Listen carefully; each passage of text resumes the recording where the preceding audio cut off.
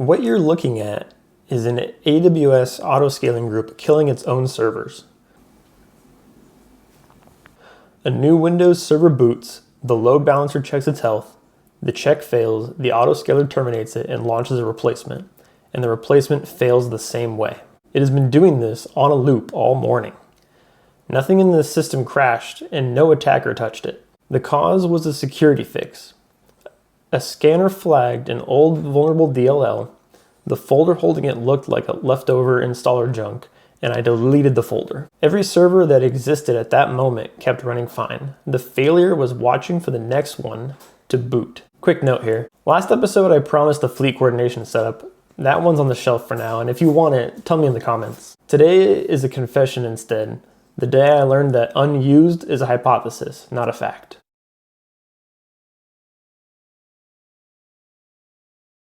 So here's the setup, and it's the most normal Windows fleet you'll ever see. One golden image, a Windows Server machine image with everything pre-installed, and an autoscaling group that boots every new server from it behind a load balancer. Baked into that image is a vendor tools bundle, C, program files, Contoso tools. Utilities, PowerShell modules, diagnostic stuff the vendor's installer dropped there in 2019. One detail that you need to hold on to is that the autoscaler finds the image through a pointer, a parameter that says current image is this one. So to roll out a new image, we have to flip the pointer. Every server launched after that moment boots from the new image. Now, the part nobody looks at, what happens in the first minute of a server's life. At boot, a provisioning script runs. It imports a PowerShell module, contoso.certtools, which lives inside that vendor bundle and uses it to fetch the server's TLS certificate from the secrets manager. So with the certificate in hand, it starts the service. The load balancer's health check goes green, and the server starts taking traffic. Boot script into module in the bundle, into certificate, into healthy. Keep that chain in your head. It's about to matter. I'm using Gripe, which is a free open source scanner. It's the same one that we used from episode 1 at the vendor bundle exactly as it ships in the image. There's one critical, which is the log4net version 1.2.10, which is a logging library from roughly 2010 with a known XML external entity vulnerability. The scanner didn't need a package manifest to find it. It read the DLL's own metadata sitting at Contoso tools, diag, legacy logging, log4net.dll. This DLL is 3 folders deep next to an install log from 2019 that literally says retained for backward compatibility. This is a real finding. This is exactly the kind of thing you should remove. The question the scanner can't answer is, what else is standing on that folder? So here's my reasoning at the time, and I want you to check whether you'd have caught it as well. The flagged DLL sits in a folder called legacy logging inside diag, inside a vendor bundle last touched in 2019. Nothing in our code imports log4net. The vendor's own log says it's for agents we retired years ago. So it's cruft. And instead of trimming one file, why not clean house, right? Delete the whole bundle from the image build, rebake it, done, finding gone. Attack surface gone, disk space back. I even ran the scanner on the new image, clean, right? Every check I ran came back green. The one check I didn't run was booting a fresh server from that image. Watch what happens when we do that. Rolling out the fixed image the standard way. Flip the pointer to a new image, start an instance refresh. The autoscaler begins replacing old servers with new ones, a few at a time. First replacement launches, watch the target list. There it is, state initial. And now nothing happens. And I need you to feel how normal this looks. Windows takes a few minutes to boot, and the autoscaler politely waits out a grace period before it trusts the health check. 6 minutes where the dashboard shows a running instance, the old servers hum along, and the roll looks exactly like every successful roll ever. I closed the laptop around here.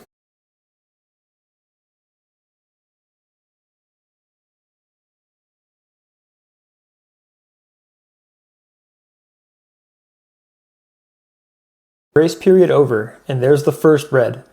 Target state unhealthy. The autoscaler does its job. Terminate the unhealthy server, launch a fresh one. Fresh one boots from the same broken image, fails the same check. Terminate, launch. This is the loop from the cold open. And here's what makes it genuinely nasty. The EC2 console says running. The machine is fine, so nothing pages you about the machine. The load balancer says unhealthy. The service on it never started. And the failure only exists on servers born after the delete.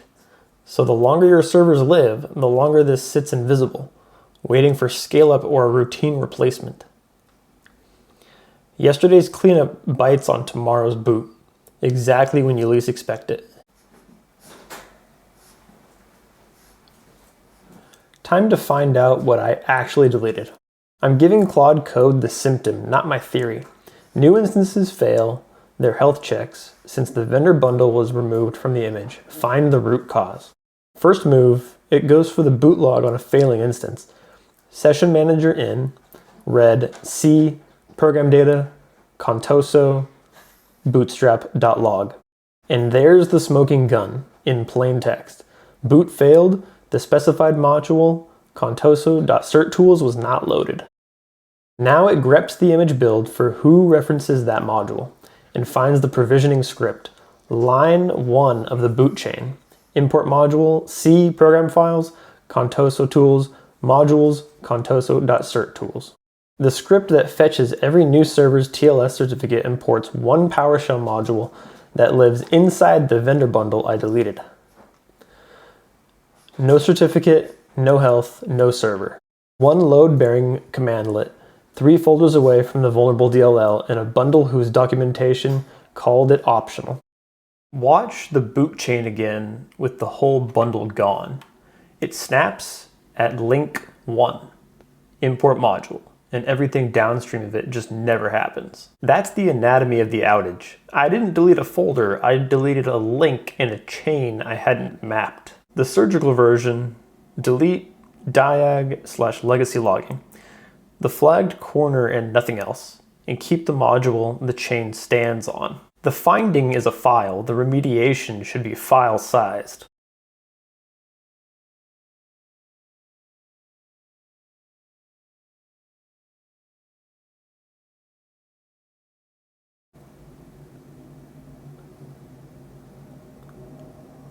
Same role, but now we're on the surgical image. Pointer flip, instance refresh. New server boots, imports the module, still there, pulls its certificate, goes healthy, and stays healthy. And the scanner against the surgical image, no critical, no high. The finding is gone.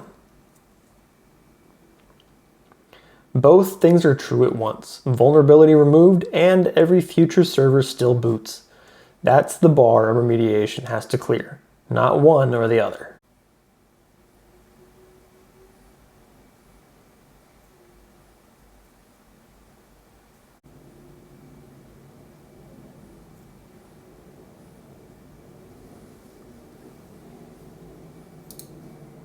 So the rule I took away is that unused is a hypothesis and deletes are how you test it. So test it somewhere cheaper than production. So before removing anything from an image, there are 3 probes you should kind of do. They're all kind of boring. Number 1 is to search every script and config for references to the thing. Its path, its module name, its cmdlets. The grep takes 30 seconds and would have caught this. Number 2 is to boot one canary server from the changed image and watch it come healthy before the pointer moves for the whole fleet. And number 3 is, remember that image changes have a delayed blast radius. The damage lands on the next boot, so, quote, nothing broke right after the change proves nothing. And the meta rule, delete the file the scanner flagged, not the folder it happens to live in. The smallest delete that still clears the scanner is the right delete.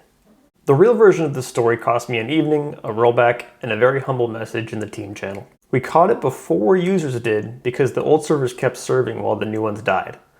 The same loop you watched contained the damage. But I want to be honest about the uncomfortable part.